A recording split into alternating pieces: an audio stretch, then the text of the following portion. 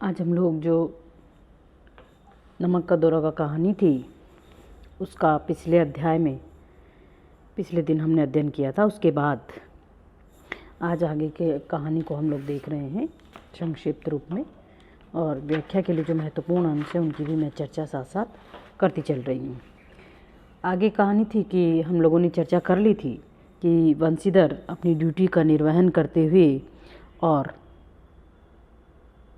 पंडित अपोलोदीन को अपने जमादार से उसको गिरफ्तार करने का आदेश दे देते हैं, जो कि कभी ऐसा नहीं हुआ था, वो काम हो गया था।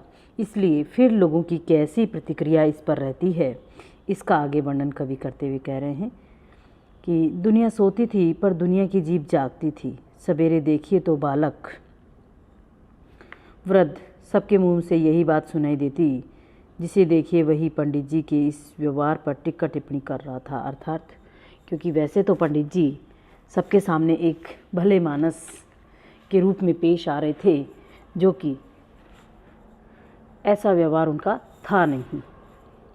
और फिर क्योंकि रात में अपना काम कर लिया करते थे और लोगों से उस एवज में रिश्वत या कुछ जमा राशि प्रदान करके और उनका जो है अपना काम वो चला लेते थे। परंतु वंशीधर की ईमानदारी और कर्तव्य निष्ठता के कारण वो ऐसा नहीं कर पाते हैं, जिसके कारण लोगों की हर गली मोहल्ले में ये चर्चा थी कि आज वंशीधर जी कैसे गिरफ्तार हो गए हैं। निंदा की बौछारें हो रही थी। अर्थात एक तरफ जिनको पंडित अलोपोदीन ब्याज पर पैसा देते थे या फिर उन लोगों की मेहनत की कमाई का उनको पूरा मुआवजा नहीं दे पाते थे, वो लोग उनकी निंदा कर पा रहे थे, क्योंकि ऐसा कर सकने में वो तो खुद तो संभव नहीं थे।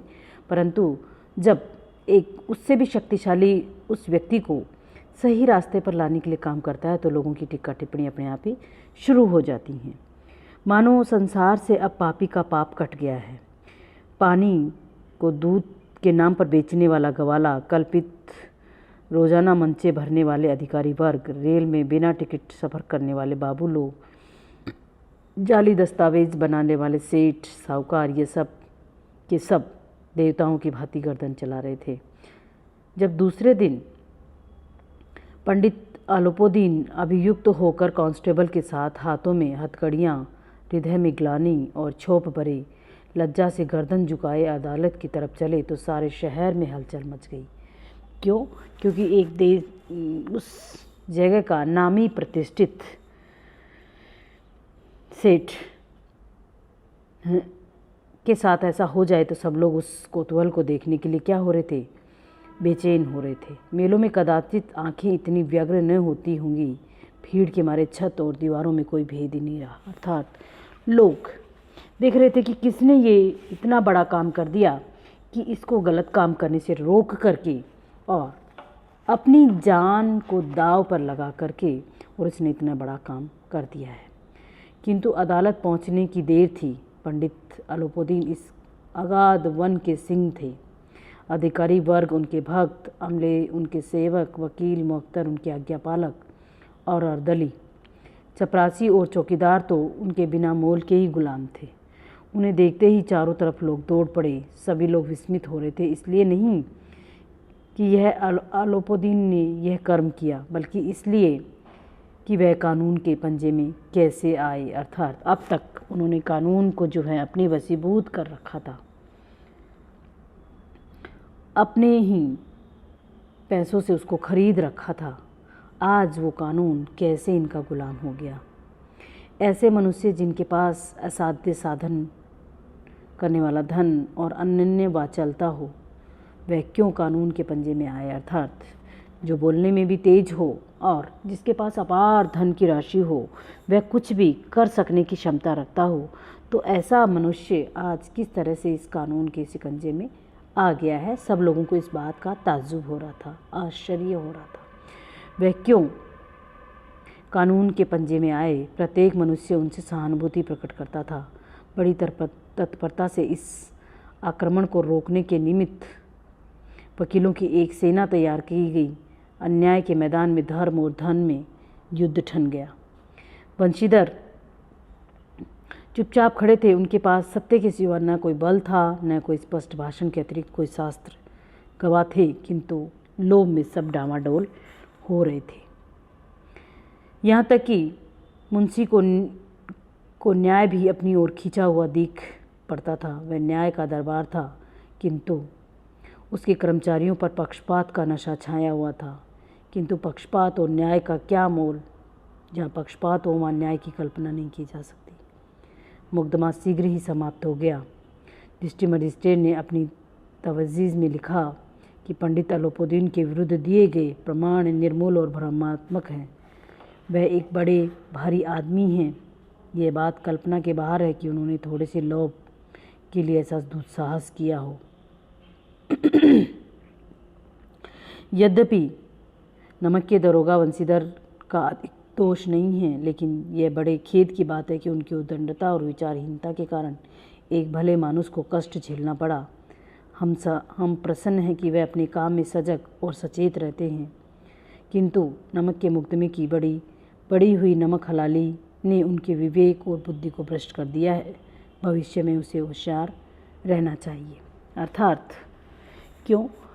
उधर उनको भी पता था कि उन्होंने उस सत्य बात को थोड़ा सा आवरण के साथ छुपाते हुए और वंशीधर को अपना काम ठीक से करने की हिदायत दे दी।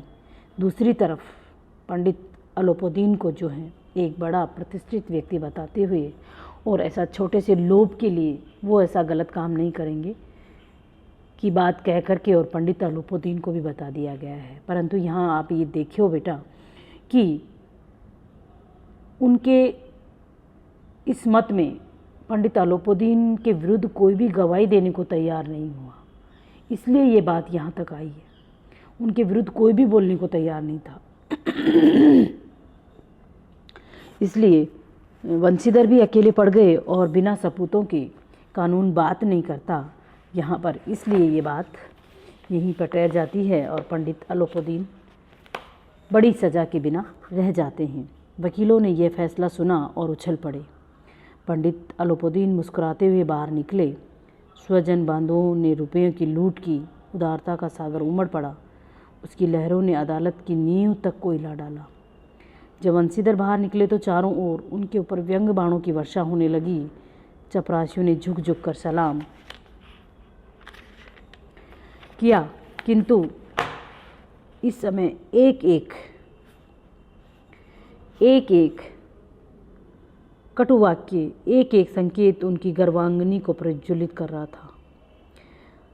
कदाचित इस मुकदमे में सफल होकर भी वह इस तरह अकड़ते हुए न चलते। आज उन्हें संसार का एक खेदजनक विचित्र अनुभव हुआ। न्याय और विद्वत्ता, लंबी चौड़ी उपाधियाँ, बड़ी बड़ी दाढ़ियाँ, ढीले चोंगे, एक भी सच्चे आदर का पात्र नहीं। किसको हुआ ये अनुभव? वंशीधर को, कि जो लोग बड़ी बड़ी न्याय की बातें करते हैं, जो लोग बड़ी बड़ी उपाधियाँ लेकर के और अपने को एक प्रतिष्ठित न्यायाधीश या एक सच्चा अधिकारी कहते हैं, तो उस बात के लिए उनको लगा कि वाकई ये लोग इसके काबिल नहीं हैं। क्योंकि जब हम अपना कार्य कर्तव्य निष्ठा के साथ नहीं करते हैं तो वह कार्य संपूर्ण सफलता की ओर नहीं पहुंचता है। वंशीधर ने धन से बैर मोल लिया था, उसका मूल्य उसको चुकाना अनिवार्य था। कठिनता से एक सप्ताह बीता होगा कि मुअत्तली का परवान आ पहुंचा। कार्यपरायणता का दंड मिला। बेचारे भग्न हृदय, शोक और खेद से व्यथित घर को चले। बूढ़े मुंशी ने तो पहले से ही बुड़ा रहे थे कि चलते चलते इस लड़के को समझाया था, लेकिन इसने एक न सुनी। सब मनमानी करता है। हम तो कलवार और कसाई के तकादे सही बुढ़ापे में भगत बनकर बैठे और वहाँ बस वही सूखी तनख्वाह। हमने भी तो नौकरी की है, कोई ओहदेदार नहीं था, लेकिन काम किया, दिल खोल कर किया। और आप ईमानदार बनने चले थे। घर में चाहे अंधेरा हो, मस्जिद में अवश्य दिया जलाएंगे। ऐसा खेद, ऐसी समझ पर पढ़ना लिखना सब अकारत हो गया। अर्थात कि उसने उनके पिता का मानना था कि उन्होंने कोई समझदारी से काम नहीं किया, परंतु वाकई सच्चाई के डगर पर चलना बहुत मुश्किल है, नामुमकिन नहीं है। इसीलिए बंसीधर ने वही काम किया, क्योंकि अब उनके लिए सारे दरवाजे क्या हो गए थे, बंद हो गए थे और वह उसी स्थिति पर आकर के खड़े हो गए थे। इसके थोड़े ही दिनों बाद जब मुंशी दर इस दुरावस्था में घर पहुँचे और बूढ़े पिताजी ने समाचार सुना तो सिर पीट लिया। बोले, जी चाहता है कि मैं तुम्हारा और अपना सिर फोड़ डालूं। बहुत देर तक पछताता हाथ मलते रहे। क्रोध में कुछ कठोर बातें भी कही और यदि बंसीधर वहाँ से टल न जाते तो यह अवश्य ही क्रोध जो है उनका विकट रूप धारण कर लेता। वृद्धा माता को भी दुख हुआ। जगन्नाथ और रामेश्वर की कामनाएं मिट्टी में मिल गई। पत्नी ने तो कई दिनों तक सीधे मुंह भी बात नहीं की। अर्थात आप ये देखिए कि सच्चाई का मार्ग कितना कठिन होता है और कितने लोग इसका पालन कर पाते हैं। जो लोग करते हैं वो वाकई अपने घर में भी इस चीज़ का सामना उनको करने को मिलता है, क्योंकि जो उनकी माता की जो बड़ी बड़ी आशाएं थी वो भी पूरी नहीं होंगी अब, क्योंकि ऊपरी आमदनी और वो तनख्वाही जब चली गई है तो ओहदे से ही हाथ धोना पड़ गया है, तो ये बहुत मुश्किल हो रहा था। इसलिए आज बंसीधर को वाकई समाज की उस सच्चाई का पता चला कि लोग कहने को तो ये कानून है, सच का साथ देता है, परंतु ऐसा उनको देखने को नहीं मिला। कानून ने जो है एक तरफ पैसे का साथ दिया, पैसे ने उस कानून की वो तो नहीं बिक सके, परंतु पूरे कानून को ही उन्होंने खरीद लिया। ऐसा उन्होंने ये जो है दुर्लभ उदाहरण जब अपनी आंखों के सामने देखा तो वो अचंभित थे, वो आश्चर्यचकित थे। परंतु सच्चाई की जो डगर है या सच्चाई का जो रास्ता है वो आपको अवनति की तरफ कभी भी नहीं ले जाता है। हमेशा कुछ समय हो सकता है कि आपको कठिनाई महसूस हो और कुछ परेशानियों का सामना करना पड़े, परंतु जीत आपकी अंतिम में ही होती है। वो इस कहानी के अगले अंश में हम देख रहे हैं। इसी प्रकार एक सप्ताह बीत गया। संध्या का समय था। बूढ़े मुंशी जी बैठे बैठे राम नाम की माला जप रहे थे। इसी समय उनके द्वार पर आकर एक सजा हुआ रथ रुका। हरे और गुलाबी पर्दे, पछिए बैलों की जोड़ी और बैलों के गर्दनों में नीले धागे, सींग पीतल से जड़ी हुई। कई नौकर लाठियां कंधों पर उठाए रखे हुए साथ थे। मुंशी अगवानी को दौड़े। देखा तो पंडित अलोपदीन थे। झुककर दंडवत की और लल्लो चप्पो की बातें करने लगे। हमारा भाग्य उदय हुआ जो आपके चरण इस द्वार पर आए। आप हमारे पूज्य देवता हैं, आपको कौन सा मुंह दिखाएं। मुंह में तो कालिख लगी हुई है, किंतु क्या करें, लड़का अभागा अपूता है, नहीं तो आपसे क्यों मुझ छिपाना पड़ता। ईश्वर निसंतान रखे पर ऐसी संतान ना दे। पंडित बंसीधर के पिता के ये शब्द थे, क्योंकि व्यक्ति जब ज़्यादा ही आतताई हो जाता है तो वो उसको लगता है कि ये मेरी ही गलती है, इसलिए वो अपनी ही आप में कमियां ढूंढते हुए पंडित अलोपदीन के सामने अपने आप को पेश करने की जो है कोशिश कर रहे थे। अलोपदीन ने कहा, नहीं भाई साहब, ऐसा ना कहिए। मुंशी ने चकित होकर कहा, ऐसी संतान को और क्या कहूँ।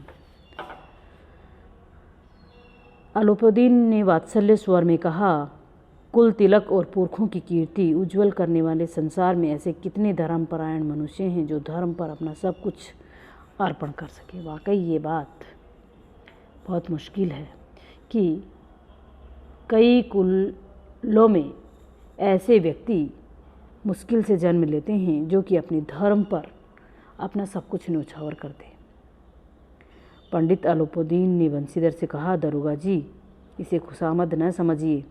खुशामद करने के लिए मुझे इतना कष्ट उठाने की ज़रूरत न थी।